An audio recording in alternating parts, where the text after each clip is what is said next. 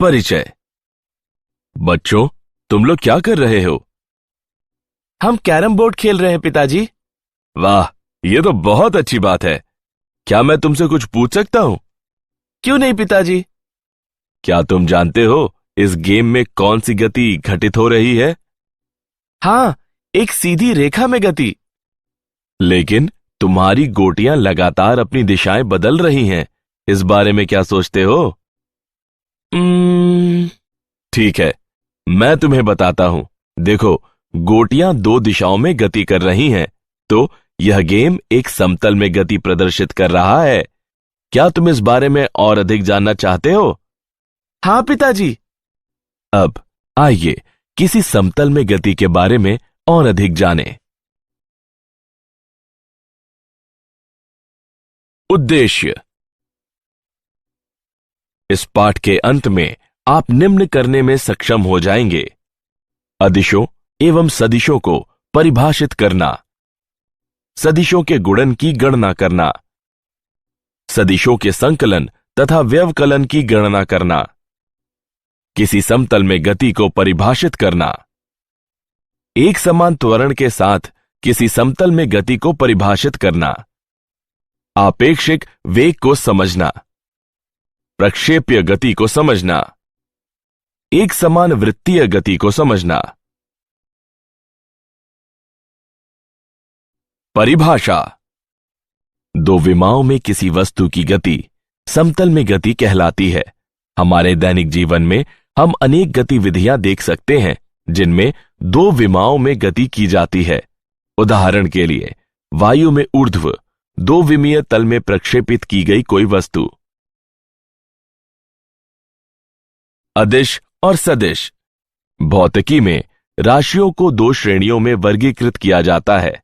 ये हैं अदिश तथा सदिश। अदिश वे राशियां जिन्हें पूरी तरह केवल उनकी परिमाण द्वारा ही व्यक्त किया जा सकता है। उदाहरण के लिए, कार्य, ऊर्जा, शक्ति, आवेश इत्यादि। सदिश वे राशियां जिन्हें उनके परिमाण तथा दिशा द्वारा पूरी तरह से व्यक्त किया जा सकता है। उदाहरण के लिए, विस्थापन, वेग, त्वरण, बल। किसी सदिश का ज्यामितीय निरूपण एक तीर द्वारा किया जा सकता है। स्थिति सदिश किसी कण की स्थिति को किसी अन्य बिंदु के सापेक्ष प्रदर्शित करता है। विस्थापन सदिश दो बिंदुओं के बीच कण के विस्थापन को प्रदर्शित करता है। सदिशों का गुणन। जब किसी सदिश a को किसी संख्या n से गुणा किया जाता है तो हम एक सदिश v प्राप्त करते हैं जो निम्न द्वारा व्यक्त है: v सदिश बराबर n गुणा a सदिश। आइए एक उदाहरण देखें।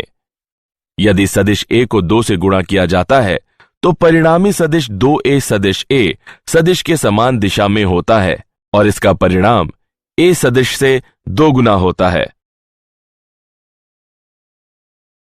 सदिशों का संकलन एवं व्यवकलन। सदिश का योग 3 नियमों की सहायता से किया जाता है। त्रिभुज नियम। सदिशों a और b का योग है r सदिश बराबर a सदिश धन b सदिश। समांतर चतुर्भुज का नियम।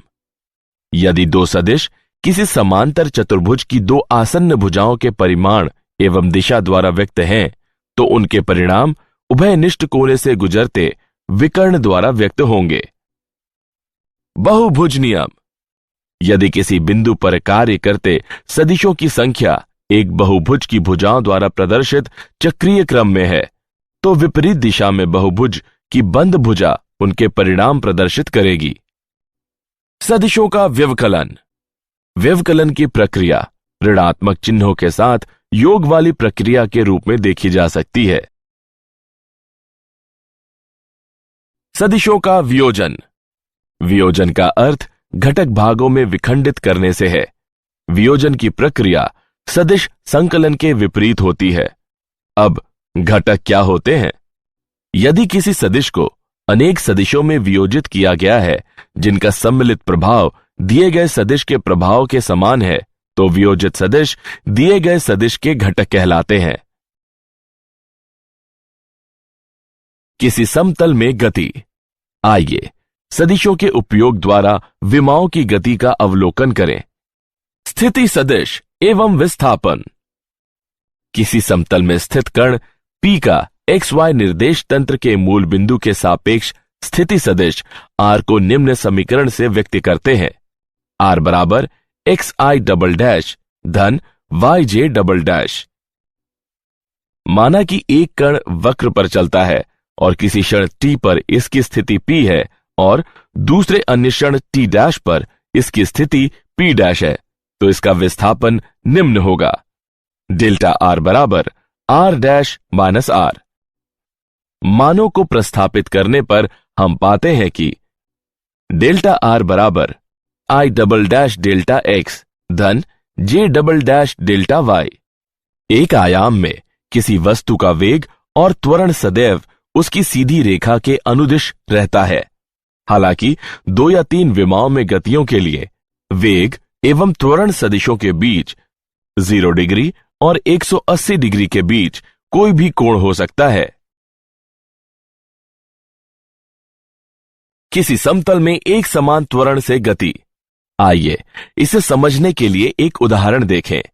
एक वस्तु XY तल में चल रही है और इसका त्वरण a स्थिरांक है। अब माना कि t बराबर 0 समय पर वस्तु का वेग न्यू नॉट है और t समय पर न्यू बराबर न्यू नॉट धन at है। यह संघटक रूप में समीकरण है। हम निष्कर्ष निकाल सकते हैं कि किसी समतल में गति को 2 अभिलंबवत दिशाओं के अनुदिश स्थिरांक त्वरण के साथ 2 पृथक समकालिक एक विमीय गतियों के रूप में जाना जा सकता है।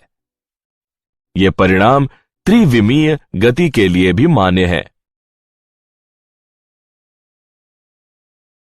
आपेक्षिक वेग। प्रेषक के संदर्भ में किसी वस्तु का वेग वस्तु के वेग से प्रेषक के वेग को घटाते हुए सीधे प्राप्त किया जाता है। वेगों को सदिशों द्वारा प्रदर्शित किया जाता है और वे सदिश विधि से घटाए जाते हैं। प्रक्षेपीय गति। अंतरिक्ष में कुछ आरंभिक वेग के साथ फेंकी गई कोई वस्तु जो गुरुत्व के प्रभाव के साथ मुक्त रूप से गमन करती है, वह प्रक्षेपीय कहलाती है। उदाहरण के लिए किसी विमान से गिराया गया कोई बम, किसी बल्लेबाज द्वारा प्रहार की गई क्रिकेट की गेंद। थीटा नॉट कोण पर वेग न्यू नॉट के साथ प्रक्षेपित की गई एक वस्तु को चित्र में प्रदर्शित किया गया है। किसी प्रक्षेप्य का पथ परवलयी होता है। प्रक्षेप्य का उड्डयन काल है TF बराबर 2 new not sine theta naught बटे जी। प्रक्षेप्य की अधिकतम ऊंचाई है HM बराबर new not sine theta naught वर्ग बटे 2g।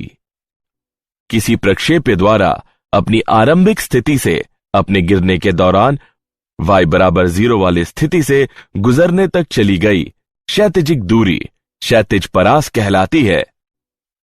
प्रक्षेप्य का क्षैतिज परास न्यू नॉट वर्ग गुणे साइन 2 थीटा नॉट बटे जी के गुणनफल द्वारा व्यक्त किया जाता है।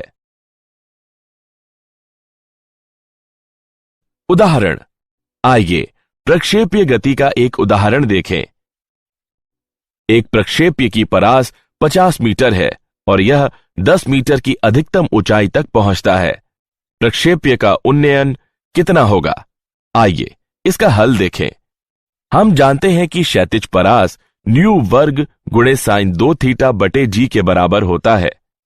हम ऊंचाई एवं परास के बीच संबंध निम्न प्रकार से प्राप्त करते हैं। H बटे आर बराबर 1 बटे 4 tan थीटा। समीकरण की गणना करने पर हम पाते हैं कि थीटा का मान 38.66 डिग्री के बराबर है। एक समान वृत्तीय गति। पृथ्वी के परित एक वृत्तीय कक्षा में किसी कृत्रिम उपग्रह का चक्कर लगाना वृत्तीय गति का उदाहरण है। कण द्वारा वृत्त पर गोल गोल एक चक्कर पूरा करने में लिया गया समय कण का आवर्त काल कहलाता है। कण द्वारा 1 सेकंड में पूरे किए गए चक्रों की संख्या कण के परिक्रमण की आवृत्ति कहलाती है। जब कोई कण किसी वृत्त में एक समान चाल से घूमता है तो इसका वेग सदैव स्पर्श रेखीय और त्वरण त्रिज्यीय रूप से अंदर की ओर अभिमुख होता है। वेग और त्वरण दोनों के परिमाण नियत रहते हैं, लेकिन दिशाएं बदलती रहती हैं।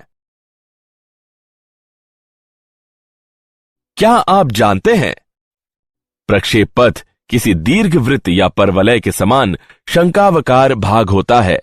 ग्रहों एवं धूमकेतुओं की प्रक्षेपित कक्षाओं से इसकी तर्क संगत उपयुक्त सीमा तक पुष्टि होती है। यद्यपि यदि कोई धूमकेतु सूर्य के पास से गुजरता है तो यह अन्य बलों जैसे कि सौर पवनों तथा विकिरण दाब से भी प्रभावित होता है। एक समान त्वरण के लिए शुद्ध गतिकीय समीकरण एक समान वृत्तीय गति पर लागू नहीं होते। वृत्तीय गति में किसी वस्तु का परिणामी त्वरण चाल अचर होने पर केंद्र की ओर अभिमुख होता है। सारांश। आइए हमने जो कुछ सीखा है उसे संक्षेप में दोहराएं। अदिश राशियां ऐसी राशियां हैं जिनमें केवल परिमाण होते हैं। सदिश राशियां ऐसी राशियां हैं जिनमें परिमाण और दिशा दोनों ही होते हैं। जब किसी सदिश को किसी संख्या जैसे कि n से गुणा किया जाता है तो हम एक सदिश v प्राप्त करते हैं जो निम्न रूप में व्यक्त है। v सदिश बराबर n गुणे a सदिश। व्यवकलन की प्रक्रिया को ऋणात्मक चिन्ह के साथ संकलन के रूप में देखा जा सकता है। यदि किसी सदिश को अनेक सदिशों में वियोजित किया जाता है जिनका सम्मिलित प्रभाव दिए गए सदिश के प्रभाव के समान होता है तो वियोजित सदिश दिए गए सदिश के घटक कहलाते हैं। 2 या 3 विमाओं में गतियों के लिए वेग और त्वरण सदिशों के बीच 0 डिग्री तथा 180 डिग्री के बीच का कोण हो सकता है। अंतरिक्ष में कुछ आरंभिक वेग से फेंकी गई वस्तु जो गुरुत्व के प्रभाव में मुक्त रूप से गमन करती है प्रक्षेप्य कहलाती है। जब कोई कण किसी वृत्त में एक समान चाल से घूमता है तो इसका वेग सदैव स्पर्श रेखीय और त्वरण त्रिज्यीय रूप से अंदर की ओर अभिमुख होता है।